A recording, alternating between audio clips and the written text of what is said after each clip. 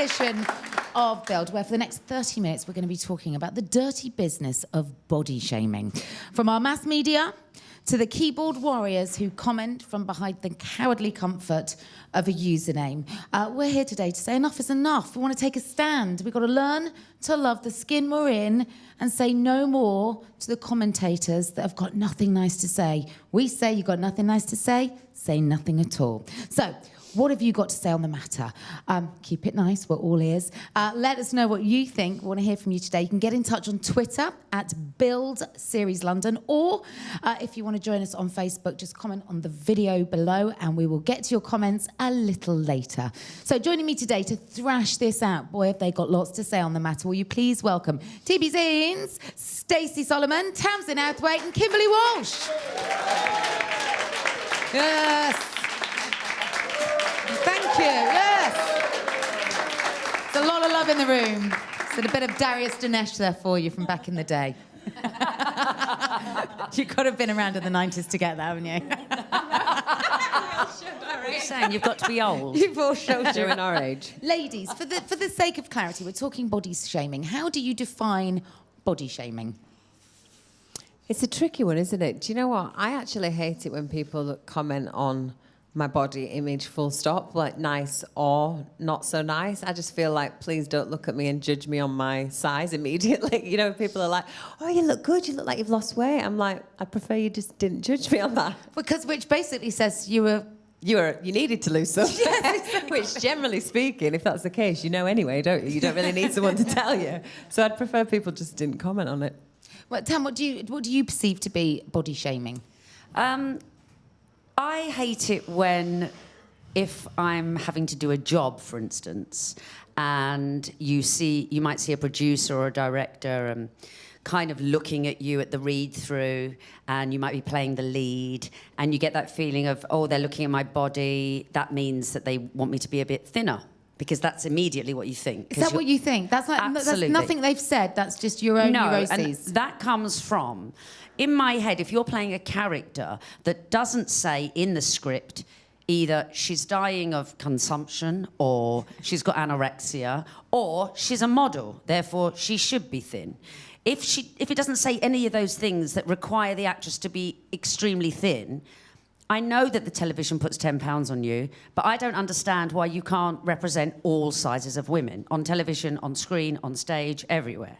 So my thing is, I hate being body shamed through my job, through my career, because I don't think I need to be a very skinny girl with a big lollipop head on television just to play a lead part. Yeah. I think you're right, actually. More diversity on screen in terms of representation of shapes and body sizes. Now, Stacey, I don't need to ask you to define body shaming because you felt that it was coming at you. Yeah. And you were like, I don't think so. This is brilliant. This is what happened to Stacey. She was on holiday, as I'm sure has happened to a few of us over the years, girls. And somebody with a camera took a picture. And the caption underneath the picture of you there says, top flop. Right? So yeah. You felt that what they were saying, I'm guessing there, Stacey, you were wringing a bit of water out of your right one. You know what it's like. You get out of the sea and you think, oh, I better squeeze the water out of my bikini. I do go on holiday without the intentions of paparazzi following me around, so I didn't know anybody was there, as you can tell by the ugly, unmatching bikinis. I think it's nice. You look lovely. Can I say how good your body looks? Sorry. Do you know what? This is the thing, great. And I don't have a problem with my body. I'm actually really proud of it. I eat well. I don't really exercise a lot, but I'm active, and I am proud of who I am, and I love my body. So this upset me for two reasons. One, because not only are they shaming me by saying that I've got the sinking feeling and a top flop, but two, they're also... they said sinking feeling. So basically, yeah, I mean, you've got saggy boobs. Yeah. Fine. I'm happy with that. I've breastfed 2 children. They can be as saggy as they like. They're actually a medal for me of how well I've raised my children. So yes. I'm not... It was more the fact that to young girls reading the magazine, they've put me next to an 18-year-old woman who's with a gorgeous figure. Is that Louisa Johnson, yeah? Yes. And they're basically saying that I should look like her. It actually says, Louisa Johnson shows Stacey how it's done.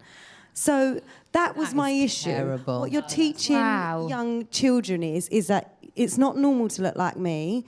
It's normal to look like this. Wow. And it just makes me feel sick, because what kind of message are you sending out to young women if they feel that they can't even have a normal size 8 to 10 figure? I mean, what kind of message is that? It makes me feel sick to my stomach.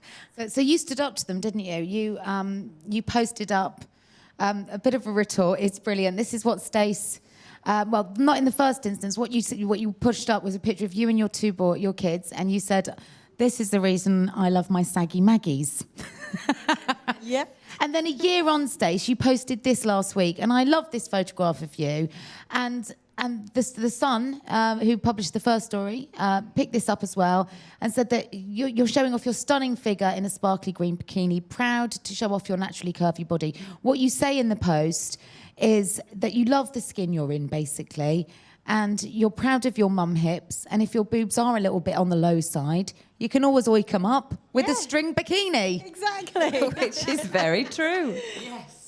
I just think there's so much pressure on young women and men as well, actually. I see it a lot in men too. But young women to have these perfect stuck-on breasts and tiny waists and no fat anywhere whatsoever, which isn't healthy and isn't normal. If you're naturally like that, then that's great. But if you're not, why is there so many people having plastic surgery, so many people going on crash diets, over-exercising? It's just insanity. Yeah, it's not healthy. Not at all. No. So good on you, Stacey, for standing up and saying, I'm not having that. And what was the reaction? Yeah, thank you. Because especially when it's a big publication like The Sun, you start to worry, oh, God, I better not say too much. I don't want to end up with, even more negative publicity or kicking up a fuss. But sometimes you have to speak out for the things that matter, especially, I think, when you're parents and you're thinking, what are we leaving behind by way of a message here? And, Kimberley, when I go back to when you first started out on Popstars The Rivals, Yes. at the time, there was a show that came out before that had created Hearsay, called Popstars, wasn't it? Popstars, yeah. Popstars. And Nigel Lithgow, Nasty Nigel, was a judge on the show. And there was an episode, I don't know if any of you remember this, where they'd cast the band and they were coming back to shoot their first video for their single after a Christmas break. And he sat Kim Marsh down, our lovely Kim Marsh from Corrie, and said to her, Christmas is gone and the goose has gotten fat. To a size 12, perfectly healthy woman. Now, I'd like to think in this day and age that those comments wouldn't make it in through the edit, that we wouldn't see that. They wouldn't, though, would they? That's the thing. Let's hope not. Let's hope that things have moved on. But you were the band that came out of the next series of that. Were you feeling the strain and the pressure to look a certain way? Do you know what? Before I actually got into Girls Aloud, I thought that we would have a lot of pressure, probably because of seeing things like that, with Popstars and Kim Marsh. I thought that I, particularly, being a little bit more curvy, would be put under that pressure. And actually, we never did have any direct pressure from the record company or management or anything like that, apart from when we were doing our video shoot for Love Machine. And Louis Walsh decided to waltz in and basically say to us, oh, none of you are fat anymore. None of you are fat anymore. Brilliant, that's great. And I was like, okay, there it is. So Louis said that to you guys. Yeah, Louis said that to us. So obviously in his head, he did have an issue with some of our size. But I think he obviously learned from Nigel maybe and thought best not to comment, but he did in private. Wow. And that was the first time that I thought, okay, maybe it is an issue, but I think, to be honest, you're under that pressure and you make those decisions yourself. Like, I think I naturally did lose some weight when I got in the band, but I think it was more for my own personal choice rather than somebody telling me I have to be a certain size. It was just to feel more confident in, the clothes that I had to wear and stuff. I mean, this was pre-social media, we might as well point out goodness. Here. Yeah, imagine now the pressures and strains. And I'm not just talking about people in the public eye, just people on social media. Yeah. That kind of, I know it's something we've talked about, Tam, with our kids looking at social media and going on there. Like, what are people going to say to them? Because what gives people the right to think that they can say something so unkind? and rude Why? in the first And place. why would you want to? Like, where would you be in that mental space to feel it necessary to comment on somebody's appearance to that extent? I remember seeing something about, recently, Gemma Atkinson. Do you remember Gemma Atkinson? She's an actress. I think she's in one of the Hollyoaks or something. Yeah. I'm not sure what it is. Emmerdale, maybe, I don't know. Yeah, both, I think, at some Or point. both. She is a real gym bunny. She absolutely adores she is. exercise. She works out an awful lot. It's her thing. So she does post a lot on Instagram about it, and I follow her. And in a way, it's like exercise goals. I look at it and I think, I wish I had the dedication and the commitment, but I just haven't.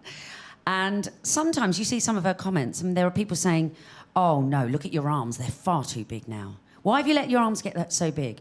Why? You used to be much better before they were bigger. And she fought back and said something which I thought was really classy, which was basically, this is my body, this is who I am, and this is what I want to look like. This is what I'm striving for. And whoever it was sat behind a computer or a phone, who knows what they look like or what their life is like. But I think that imposing your opinion on someone like that you don't know, it can be really painful. I think it's a complex issue, though, and I think that if you have an influence across social media, I believe that you have a moral obligation to quash and these stereotypes and to let people know that it's not okay to be that way. I don't think you can ever change the fact that there are always going to be people, whether you're big, small, round, tall, short, that are going to comment because they do have the freedom of speech and they can say whatever they like. It's us as individuals and people that have an influence on social media, it's up to us to not take notice of those comments and also call people out and say that this isn't okay. And look, if you're getting trolled and you're gorgeous and lovely and nice people, then hopefully we can give comfort to those at school that are going through it, as to say these people would do it to anybody. And it happens the other way round. So people are just as bad when people have lost too much weight and are thin. So they'll body shame them when they're big, and they'll body shame them when they're thin because they're too thin. So yeah, I mean, it's not just about being overweight or perceiving to be overweight. It's about just that what gives you the right to think that you can pass negative comment on anybody per se? Have you been trolled? Have you had that? Stigma is different for smaller women, though, because I know people that will come up to me in the street and be like, oh my God, you need to put on some weight. You look tiny. But you'd never go up to somebody in the street and say, oh my God, you need to lose some weight. You're like, Yeah, that's people, it's people feel like it's okay to say that you're too thin or you're... They do, actually. But it's a horrible feeling. I've never had that said to me before, funny enough. But they do, though, don't they? Yeah. It's their choice to make that comment. It seems like that's okay, yeah, and it's not. You're right. It's I have personally had someone once that when I was walking down Carnaby Street, I think I might have told you this, Kate, but somebody, I was walking with a friend and somebody was sat outside eating and they said, oh, that's that girl, that's Tamzin, that's Tamzin Outhwaite. And I was like, oh, I still can't believe people know my name. So I was like, oh, that's weird. And then they literally went, hasn't she aged and got fat? And I heard them say, hasn't she aged and got fat? And they were saying, they were talking about EastEnders, and I wanted to say, it was 20 years ago. Of course I've aged. But you can't. You have to somewhere go, let that go. It's like they're talking and they can't believe that you can hear them. They don't... almost like you're still on the telly, so they're talking. But on that point, actually, this is kind of interesting. I wanted to talk about when body shaming is done in that really passive-aggressive way, where our mass media most definitely seem to think that using words like curves, the curves is almost like, just a way of respelling fat. Yes. In terms of, I think, the way that it's sometimes used in the context that it's used in. So I'll give you an example. This is a piece about Patsy Kensit that was in the Mail Online a couple of weeks back. And the headline says, makeup-free Patsy Kensit, 49, looks almost unrecognisable from her glamorous heyday as she steps out in a low-key look. Now, she's just come out of the gym, and they've used a picture from 20-plus years ago. Well, she looks about 15. Where she Come on, that is insane. So is that body shaming? Yes, it Without is a doubt. sorts. Is that That's fair? disgusting. I just think it isn't fair, but I just think we we are so privileged nowadays to be able to go online and speak out and say, this is what's happening, this is what's real, this is what's not. And I think that now we can open our eyes and the public can open their eyes as to what these publications really are and take them for what they are and recognise that. That's exactly what Patsy did. So this was her response on Instagram that afternoon. Patsy said, no filters, no tweaking, this is me. Beep, beep, male online. And to all the women out there who feel a daily battle to be a size 10 and feel body shamed, I'm going to take a hit for us all. And actually, I think what you'll agree you see there is the face of a fabulous 49-year-old woman who shouldn't have been put in a position where she needs to feel that she has to take a hit for any of us. So how do we change the conversation? Because Tam... one thing I've always applauded you for, Tamzin is as rare as hen's teeth. And as you'll know, hens don't have teeth. That's how rare she is. You weren't raised around the word diet. It doesn't exist in your house. You don't diet, and your girls don't know what a diet is. No, they don't. The eldest is a vegetarian, and she's extremely health conscious. So I am slightly worried that might tip a bit too far, a bit too healthy. But when I was growing up, my mum, she's Italian, she cooked a lot of food. She never talked about size. She never talked about losing weight. She never talked about you can't have too much. There was no portion control. Lots of our family gatherings happened around the table, and it was all about eating. And it just felt normal. But it's only since I've become an adult that I realised that loads of other people's mums were always on a diet. And I never saw my mum calorie count, go to Weight Watchers, or go on a diet, or talk about it, because it was much more about trying to eat healthily and what's inside, which she always used to promote. It's all about how you are as a human being, how you make other people feel, not how you look when you walk in a room. I mean, now she lives in the hills in Spain. She's completely organic. Her name's Anna, and her nickname's Organa. So she's completely... Organa. And somehow she has missed the whole social media and all the pressure of everything. She probably saw it happening to me when I was on TV a lot, and there were press outside the house. And, you know, I think she occasionally would be like, oh, don't go out in that, put some makeup on. But that was literally as far as it went about your appearance. And so I'm trying to follow on from that and be like that with my own children. But what's affected me naturally is the career that I do. My mum was a housewife and a mother, and the career that I do has it brainwashes us into thinking we have to look a certain way. And of course, it's about how strong you are, and you have to go, right, this is what's healthy, this is what's not healthy, this is what I want my children to hear. So if anyone's in my house and they're talking about dieting or weight, I'll always be like, can you not? So is it starving the conversation of oxygen? Because something I applaud Holly Willoughby for. Holly has been accused on a daily basis by some of our newspapers of flaunting her recent weight loss, right? Flaunting. We'll come to flaunting in a minute, because that's that's an epidemic that's raging all over the world. She won't discuss her diet or her workout routine, if she has one even. And I take the same stance if I'm asked about what I eat, or how... I used to have eating disorders as a teenager, and when people ask me to talk through how I became ill, I refuse to give detail on it, because I feel like I'm giving a manual, like a how to be an anorexic, and I don't want to encourage that conversation. So do we have a responsibility as people of some influence? Yes. To start, when somebody says, how many calories do you eat a day, when you're interviewed by a magazine, to say... No. I would never say, I would never. They ask you all the time, though. It's like the most interesting point of conversation in any of those interviews is, what's your exercise routine? What do you eat? All of that. What did you have for breakfast? They actually ask you what you What's weigh. in your fridge? Yeah. Is there a way of talking about it without detailing it? So for me, That's it's what more, I would kind of say, I just eat whatever I feel like. Yeah. We eat well, but we also pig out. Like, you know, it's really difficult, because I don't disagree with people giving advice on diet and exercise. I'm sure that there are some people that really benefits. Yeah, and that helps. There are the negative effects of that and it's a And tough one. It just feels like there's just too much conversation about it in general, so you're just fueling It's it. the aren't only you? conversation in certain women's magazines, for example. Yeah. I mean, I can't tell you how many times I've been asked what my favourite body part is, and I always give the same answer. Question so much. And my answer is always the same, and it's never published. And my favourite body part is my brain. Well done. Good Yes, thinking. absolutely.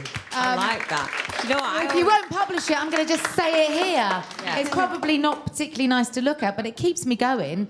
And without it, I'm, Yeah. Yeah. well, much quieter. See, my immediate response to that question is always to panic and think, if they say, what's your worst body part? I hate that one. But I'm always like... That's also as the same if- answer, my brain. As if, I'm like, as if I'm going to tell you that. As if I want to draw any more attention to the things that I already know. I know. You're already going to comment I on. do think it's a massive industry and a massive subject, which is wellness. Wellness is huge, which is about Yeah. good food, exercise, looking after yourself. Healthy mind, healthy body as well. Wellness Yes, is about wellness your is about mental here, health. absolutely. But so I don't think we shouldn't confuse those two. What I think is that what we've done over the years is started demonising food, Yeah. as if food is bad, that Yeah. food and that Bad food is fat. bad. Yeah, exactly. Yeah. And it's not. And Bad sugars. as you know me. Food is my friend. I eat an awful lot of food. I can eat and Don't eat leave and her eat. near a buffet. There's nothing left. So yeah, I think you can still enjoy food and it can still be healthy. You can still exercise without having a complete, obsession about it all. That's the problem. The country or the world, the universe is obsession. It's obsessive. We're going to take some questions from the audience now, because I could go on for hours. Have we got the bandwidth? What about the flaunting? What Is about the the Wi-Fi flaunting? going to take it? But yes, are there anybody here with some questions for us? Hello. Hello, sir. Mic check 1 2. 1 2 1 2. How are you? So yeah, very good, very good. So as women, what advice would you give to young men who do feel unhappy with their body image? I think that's a really good point, because you know what? My son at the age of 9 is coming home saying kids in his playground are commenting on his size, shape and weight. Has he asked you about the gym yet? Oh my God, yeah, and he won't. I doesn't want to. Suddenly, I don't want to go swimming, Mum. I don't want to go swimming, because suddenly they feel exposed. This is in no way a female issue. No. This is a people issue, I think. So yeah, it's a good point. I think that I would say stop following certain people on Instagram, genuinely. Like, my son has asked me why he doesn't have muscles, and he's 9. And I had to literally go back into anatomy and biology and as to what's going to happen to his body as he gets older, and how unhealthy it would be for him to start exercising and gaining muscle mass at his age. Yeah. And it really is. It isn't... But I do think there's subliminal messages constantly everywhere. Every man that you see has perked, beautiful muscles, six-pack, lovely arms. I mean, just try to reverse the brainwash. Try not to look at images like that. Be happy with yourself. If you're healthy and you're physically fit and well, that is all that matters. And that's the only advice I can ever give. I think men are feeling it more than ever right now. And for young boys, yeah, coming through that must be really tough. So thank you. Good question. I also think, though, on that note, that I don't know about these ladies, but an awful lot of ladies I know find it a massive turn-off if their man is always in the gym. Yeah, too obsessive. That kind of vanity is a no-no. Yeah, So don't go down that road. yeah. I don't want a chest that I can bounce a walnut off. You want a bum, though, that you can, can't you? Let's not go there. Any more questions? Hi, we've got a couple in from Twitter and Facebook. Brilliant. How do you stay confident when you're going through a difficult time? Well, the Amazing thing is- women around you. That's always a good That's starter. a really good... Yes, friends is a massive thing. Friends that boost you up and keep you confident. But it is about how you feel inside, isn't it? Always. Like, it's never really about what you look like on the outside. It's about what you're going through, whether you're happy at that time in your life. And I think that's what's so tough. I guess you do need to just lean on your friends. Ride Yeah, the wave people as that well. make you feel Yeah, good. ride the think wave. If you ride the wave, if you accept and understand that there's going to be periods in your life where you feel absolutely terrible and things aren't happening the way you'd like them to do, just remember that it's full circle. You've gone into it and you're going to come out of it. So for me, I get a lot of anxiety and I have to remember to ride it out and just not take it out on myself physically. And just accept it's happening, accept that that's the kind of person I am, and try and come through the other side of it. That's tough as well with anxiety, Stace. Yeah. I can really understand that because it kind of cripples your ability to think straight as well. Yeah. So you have to really have a word with yourself. Really have a word tell with yourself off. Yeah, and also I think sometimes going back to what you were saying when somebody comes up to you and goes, "Oh my God, you look really well. You've lost loads of weight." Those points in my life has always been when I've been at my most unhappy. Exactly. If I'm happy, trust me, I'm filling those jeans. It's so true. I am well padded. The only time I've ever been what I would consider actually probably too thin is when I was really, really unhappy from a terrible breakup. And I'm like, actually, maybe it's not so great to be back there. I'm quite happy how I am. Yeah, absolutely. Any more questions? Yeah, we got Hello. another one. Got another one from Facebook actually. Do you think broadcasters have a responsibility to be more inclusive with the body shapes they show on TV? Well, I think it'd be great if we had a much wider spread vision of women on TV, but I think inevitably it always does tend to be that the women that we see do fit a certain stereotype, and I just think it shouldn't be non-existent, the thought of it. I just feel like it shouldn't even be something we think about. The women should, men, women, anyone should be hired on their ability and absolutely nothing else. I wish that the mentality of people was simply based on who's the best to do the job, that's who's getting it. And unfortunately, that's not the way that it goes. Well, we saw that yesterday with the publication of the BBC payroll. Yep. One woman in the top 10, you know. That's a Wasn't it shame. one woman in the top 25? No, there were more in the top 25. Two in the top 25. Yeah, maybe more. I don't know that to be absolutely correct. Yeah. It was a massive And eye-opener. I think, you know, television, be it drama, be it factual, be it whatever it is, we are here to hold up a mirror on society. We're here to reflect the world in which we live. And we live in a world that's lots of different shapes, sizes and colours, full of different opinions. And that's diversity. It's not just about where you were born or where your family are from. It's about what you bring to the discussion, because you can't have a great conversation if you're all saying the same thing. So diversity works on so many different levels. It's not just about how you look, it's about what you say and what you bring. And yes, I would love to see better diversity. on TV. And hear better In everything, diversity. in every medium. I think in drama as well, it's not the actors' fault. We are conditioned to thinking we are all meant to be very thin. Occasionally you'll get a programme come up and the lead woman is a cop and she's a big woman and you think, thank gosh. You know, that's a really refreshing thing. And I don't know, I just... Not a lot of them, though. I'm scratching my head to think about what you must be talking about here, Tam. I think, yeah. No, someone must know. Is it No Offence? Where she's a slightly larger than normal lady. Isn't that sad? Yeah, I'm trying to remember. It sticks out that much. But it's the same with like Last Tango in Halifax because they're older, and so it sticks out because all of the characters are older. And apart from that, the majority of things you will always find the lead characters, male and female, will be of a particular build. Yeah, I think that's true, unfortunately. Yeah. So, yeah, let's shake it up. Any more questions? Hi. Hi. What piece of advice would you give your teenage selves? Well, do you know what? I am How long have you got? I am the opposite to Tamzin in that my mum was always on a diet, and therefore I think I always was on a diet at that age too. And I think that's quite sad. I think that as I got older, I became more and more happy with myself. You know, you obviously do, don't you? When you get into your 30s, you're sort of more comfortable with who you are. And then I stopped dieting.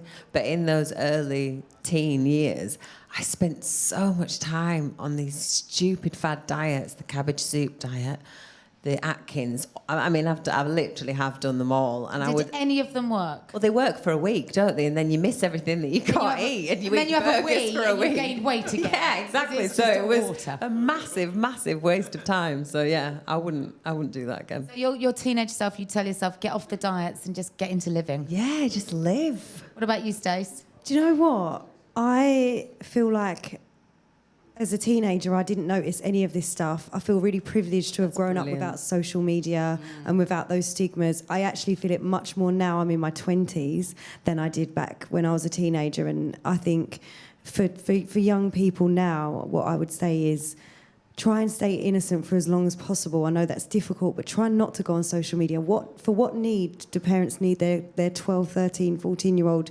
children on social media? I just think that a lot of these things, if your timeline is full of celebrities and magazines that you follow, you're going to be subliminally conditioned into believing you're not good enough. And that is the absolute fact of those kind of things. So that's the only advice I think I could give.